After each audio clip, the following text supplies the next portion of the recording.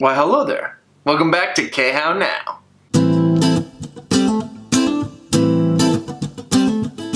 Today we're going to be talking about the one and only Spider-Man. Well, maybe not quite the one and only, but today's review is about Spider-Man Into the Spider-Verse. Let me tell you, I was so pumped about this film. Spider-Man is, if you didn't already know, my favorite comic book hero. He's the best, and this film did not disappoint. Spider-Man Into the Spider-Verse may seem a little confusing to people who aren't super familiar with all of the different Spider-Man comics.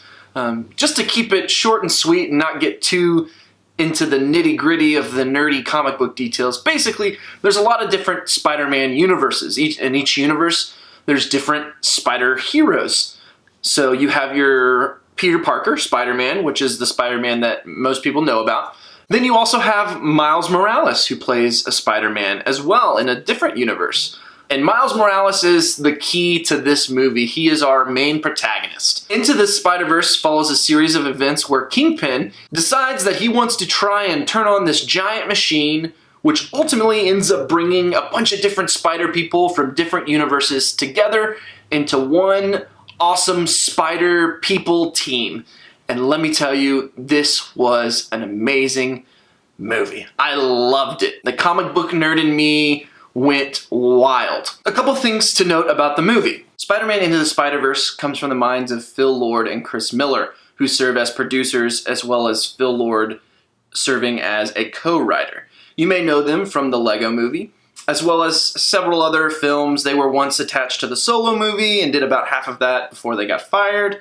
We won't go into that, but just know that this movie comes from them. Spider-Man Into the Spider-Verse stars several different spider people. Serving as our main character, Miles Morales, we have Shameik Moore. In the voice role of Peter Parker, or the Spider-Man that most people will know and love, is Jake Johnson from New Girl. Serving as the voice of Gwen Stacy, we have Haley Steinfeld. There's various other voice actors. Nick Cage is in this film as well, but they serve as kind of the main trio. This film has a very unique animation style to it.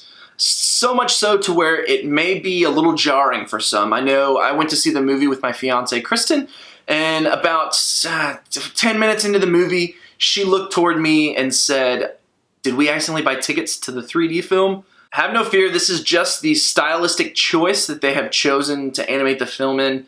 It's supposed to appear three-dimensional while also still giving you a comic book feel. And at some points, for some people, it can be a little jarring.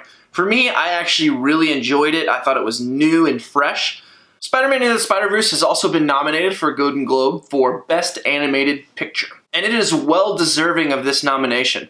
I thoroughly enjoyed the movie. The plot is one that is action-packed. It touches on the emotions of how to reconcile your family drama and things of that nature. Also, for you comic book nerds out there, this film is jam-packed with spider action. Let me tell you, this was one of the best films that I've seen that involves Spider-Man, if not maybe the best. I'm a huge Spider-Man Homecoming fan, and I actually love this movie just about the same, if not maybe more. I don't know. I haven't decided yet. I need to watch them both back to back.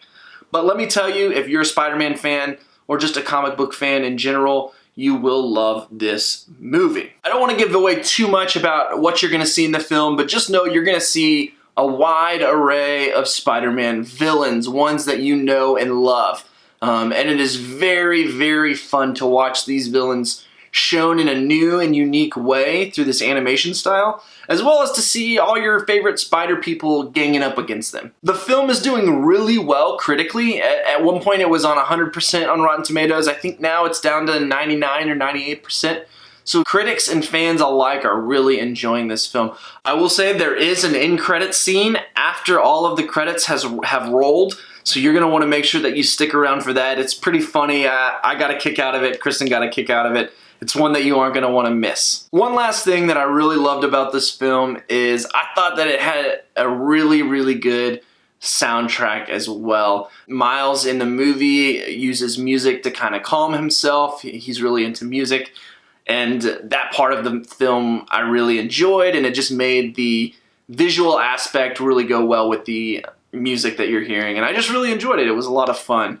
I don't think I've walked out of a film with that big of a smile on my face in a long time, so that's saying something, and it was just very enjoyable. If I had to think of something negative about the film, it's so tough. I really enjoyed this movie.